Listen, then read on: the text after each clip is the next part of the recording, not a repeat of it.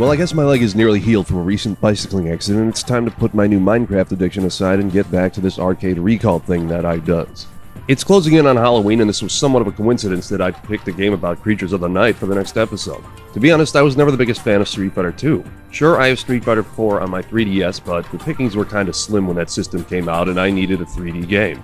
Back in the arcade days, I always felt something was missing from Street Fighter 2. Actually, most fighting games without some sort of supernatural explanation as to why the characters have these incredible powers just didn't do it for me. Enter Dark Stalkers.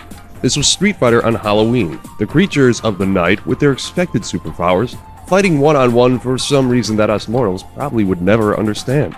I'm gonna come clean on this one. This game was out in 1994. I was 14 or 15 when I first played it, and at this time I'm a loser nerd in my school. I'm also reaching puberty, and I have nothing the women in my school want except to mess with me. So what was left to keep me from insanity? Video games. Particularly ones with sexy women, so my imagination could run wild.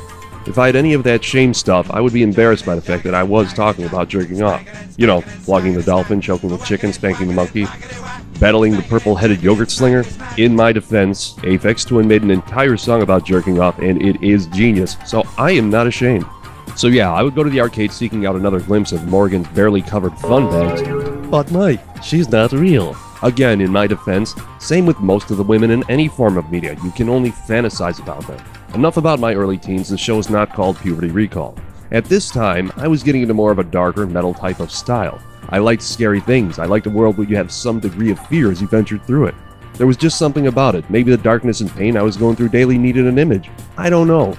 I feel like this game, if it had come out before Street Fighter 2, it would have been the more dominant of the titles. The gameplay was smoother, the animations were better, it just felt like a more fine-tuned version of the same game. Hell, Morgan even had the same moves as Ken and Ryu for the most part, just a lot sexier.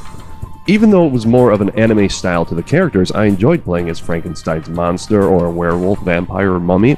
This was my type of one-on-one fighter. If you wanted to know more about the characters, they each had a very well-done storyline. I didn't know what the shaman was supposed to be, but I looked it up and found out he was a person who ended up with an enchanted armor and sword that consumed his soul, causing him to go on a killing spree.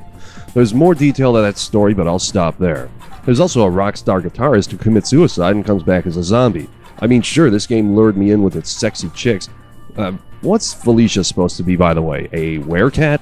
I mean, I understand Mai Shiranui raised the sex appeal bar on the SNK front, so Capcom fired back, but the game had plenty to offer otherwise. Where the game had a spookier feel than the other one-on-one fighters at the time, it still had a sense of humor, in a darker sense. In Victor's background, aka the Frankenstein's monster, you can see the scientist that brought him to life sitting in a chair. At least his electrocuted corpse is there, which is kind of scary, but when the match is over, his ghost emerges, floats around you, and throws confetti. It's those little touches that can make a game stop being just another fighter and become something that stands out in its own way. These things may have been what helped Capcom perfect its style when it came to the one-on-one fighter. They have tons of them out nowadays, but back then it was just Dark Stalkers and Street Fighter, 2, Alpha, Super, Ultra? I forget. Like I said, I wasn't the biggest fan of Street Fighter. So there were two sequels, Vampire Hunter, which was part 2, and it was good, but Vampire Savior, the third one, kicked ass. I'll save that for a later recall. Many of the Darkstalkers characters have had cameos or been playable characters in many other Capcom fighting games as recently as Ultimate Marvel vs. Capcom 3.